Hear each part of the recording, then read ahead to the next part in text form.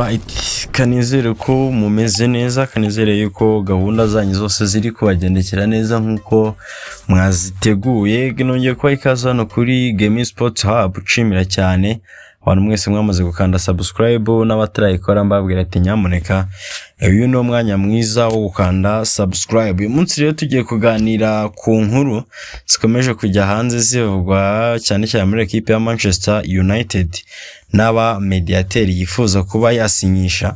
Equipe ya Manchester United ni imwe mu equipe ari buze kujya ku isoko cyane mu gice cy'aba mediateri, cyane ko mu busanzwe ni equipe yari ifite aba mediateri benshi, none mu yari ifite abarimo Casemiro amaze gusezera, abarimo Manu Galt. Ino equipe irimo ibona ko atakiri ku rwego rwo gusavinga iyi equipe, cyangwa se atari kukiri ku rwego rwo kuba yakina mu kibuga hagati muri ino equipe. Bakaba bari gutekereza yuko bashobora kuza kumurekura. So ibyo byose rero ndetse n'ibindi biraza gutuma bitugeza kuri ino nkuru yo kwibaza ngo ninde cyangwa se ni bande bashobora kwinjira muri ino equipe ya Manchester United bakaza gufasha ino equipe mu kibuga hagati. Ni twinjira muri ino nkuru cyangwa se ni twinjira kuri aya makuru y'amagenda avugwa, twifashije cyane igitangazamakuru nka Sky Sport kiri kutubwira yuko uwitwa 𝙤𝙖𝙣𝙗𝙗 ari we mukandida uyoboye abandi bashobora kuza kuba bakwinjira muri ino equipe ya Manchester United. Bakakubwira ngo iyo witegereje witwa 𝙤𝙖𝙣𝙗𝙗 imikinire yiwe imugaragaza nka nimero 8, wa mukinnyi nyine uhitamo uko umukino bugende, wa mukinnyi ushobora gutanga support mu gice cy'imbere ndetse no mu gice cy'inyuma, ubwo yaba mu kudefana no mu kwataka nyine byose akaba yabikorera rimwe. Mbega ari umukinnyi umeze nka 𝙠𝙗𝙗 Rice wa Arsenal, umukinnyi ukina nka Federico Valverde wa Real Madrid, wa mukinnyi wa profile nka Pedri wa FC Barcelona n'abandi. So ibyo rero bigatuma cyangwa se ibyo bikakubwira ko equipe ya Manchester ifite umukinnyi umeze nk'uwo ngo iraza gushaka cyane wa mukinnyi no ushobora kuba yakina nk'umukaseri cyangwa se wa mukinnyi waza gufitinga mu nkweto za Casemiro. Ibyo ngibyo rero akaba ari byo biri gutuma uwitwa 𝙤𝙖𝙣𝙗𝙗 ahabwa amahirwe menshi yo kuba yaba ari we umukinnyi wakwinjira muri equipe ya Manchester United.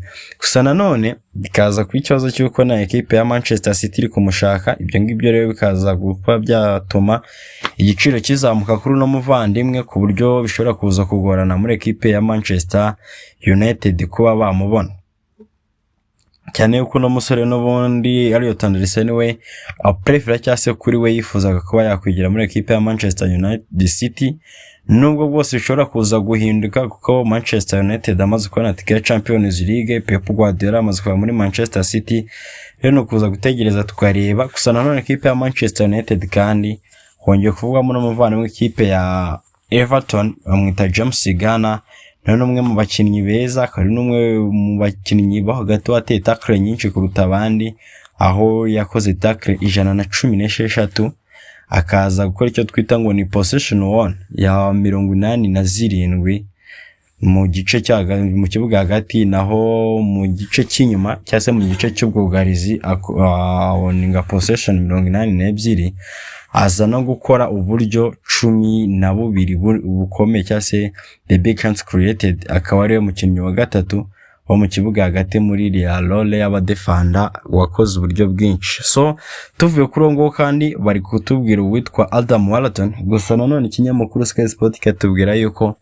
amahirwe y'uwitwa 𝙤𝙤𝙗𝙗 ari hasi cyane ugereranyije, cyane ko ngo ari umukinnyi n'ubundi ufite profile imwe ni 𝙤𝙤𝙣𝙗𝙗 bafite, kandi Michael Carrick akaba nta gahunda yo gushaka undi mukinnyi nimero 8 afite ubu ngubu, cyane ko yizera yuko projet yiwe yazayubakira kuri 𝙤𝙤𝙗𝙗 nk'umwe mu bakinnyi azaba agiye kubakiraho projet bazanayisigaramo mu gihe abandi bakuru bazaba barimo bagenda nka Bruno Fernandes na Mason Mount n'abandi. So ibyo ngibyo akaba ari ibigabanya amahirwe yo no muvandimwe 𝙤𝙤𝙗𝙗. So hari indi nkuru y'umunyabrazil bita Ederson, ni inkuru imaze iminsi igarukaho n'abantu benshi, na hano twayigarutseho kuri Gaming Sport Hub tubabwira yuko ku kigero kinini ekipe ya Manchester United ndetse na Atlanta zaba zimaze kumvikana, igisigaye gusa ari document twa nyuma baza gusinya no kuzuza, maze no muvandimwe akerekeza mu mashitani atukura mu mujyi wa Manchester. So gusa nanone hari impungenge z'uko uno mukinnyi kuba akina muri shampiyona y'igihugu nk'iy'Ubutaliyani akaba nabwo atari we mu mediateur wakoze imibare myiza kuruta abandi, kuza gusimbura naho umukinnyi nka Casemiro, umukinnyi wa experience nk'iyo gutwara Champions League 5, umukinnyi wo ku rwego rwa Casemiro nyine bikaba bishobora kuza kugorana. Ariko nanone numwe mu bakinnyi bari guhabwa amahirwe cyane ko bavuga ko nubwo ekipe ya Atlanta yabirimo ica amafaranga miliyoni 45, ariko nanone bakakubwira ngo hagati ya miliyoni 40 cyane gusubiza hasi ni deal ishobora kuba yakunda cyane. Urumva rero ko ari deal yaza kubihendutse. Nanone kandi ikipe ya Manchester United ikaba irimo natekereza kwitwa 𝙈𝙖𝙣𝙗𝙗𝙚𝙗 𝙤𝙗𝙗𝙗𝙗 ndetse na Matheus Fernandes. Nubwo bwose ama ekipe yabamanutse, ariko aba ni abasore bagiye bagaragaza urwego rwiza rw'imihanganire, na abasore bagiye bitwara neza mu ekipe yabo, ku buryo rero ngo ekipe ya Manchester United yabatangiye kubatekerezaho nk'abakinnyi ishobora kuba yahitamo kuba yabasigarana, cyane ko n'ubundi mu rurimi rw'icyongereza cyangwa se mu myemerere yabo bajya bavuga ngo risk worth the reward, cyangwa se the more risk you take the more reward you can get. Ngo uko ufata risk nyinshi ni nako n'ibyo wakunguka bishobora kuba byinshi. So ikipe ya Manchester United kandi iravugwa kuba arimo Carlos Baleba wa ekipe ya Brighton and Hove Albion. No mukinnyi bya Baleba byavuzwe kuva muri samishize, byaranavugwaga cyase ni mwe muri deal zashoboraga kuba zarabaye, gusabiza gutindamo birangira bitanakunze. Ariko n'ubundi n'umukinnyi cyase numwe mu bakinnyi ikipe ya Manchester United yifuzaga, ntubakaba ariko bikiri kandi kimutekerezaho, nubwo ari ugutegereza tukarikiri bivemo. Hagati aho uwitwa Michael Carrick we nari nanabigarutse nababwira yuko yifuza cyane bikomeye cyase kuri we priorite we ya mbere ari uwitwa Sandro Tonali, uyu Mutaliyani ukinira ikipe ya Newcastle. Kabivugwa rero yuko Newcastle mwifuza amasaga miliyoni 100, Man United nayo yari yamwemerera kumuha ayo mafaranga. Rero no gutegereza tukareba nimba na Sandro Tonali ari buze guhitamo Manchester United, cyane ko yavuzwe mu ekipe nka Arsenal. Sandro Tonali yavuzwe mu ekipe nka Manchester City.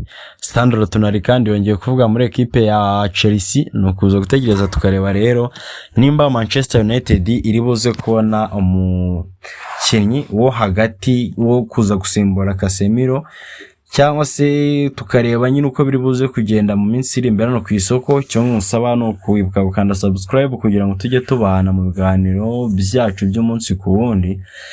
So kankubwire ngo yumano kuri Game Sport Hub, ibindi byose nandi makuru yose uzajya ubisanga hano.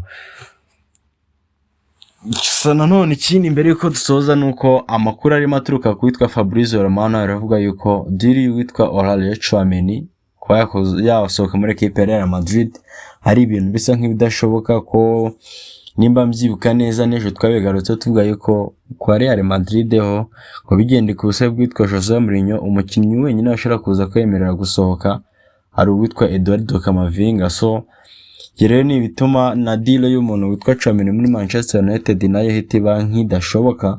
No gutegereza tukareba rero biri bukurikireho byose, nabyo tugenda tubigaruka hano kuri Game Sport Hub. Nyamuneka nimutarakanda subscribe, iki nicyo gihe kiza cyo kugira ngo utange subscribe cyangwa se ukande subscribe ubu dushyigikiye, ariko nawe gushyire mu mwanya mwiza n'amahirwe kuzajya ubona amakuru n'ibiganiro byose tubagezaho mu bambere. So reka mbashimire cyane mwebwe mwese twabanye kugera ku musozo w'ino video, mbabwire ngo duhure muri video za mukanya, mukande subscribe, mu sharing kandi munadu igitekerezo cyanyu muri comment. Wowe muri abo ba mediateur bose urumva ninde wakwifuza gukora muri Manchester United, cyangwa urumva ninde watanga umusaruro kurenza abandi muri Manchester United? Ibyo muri comment mutubwire.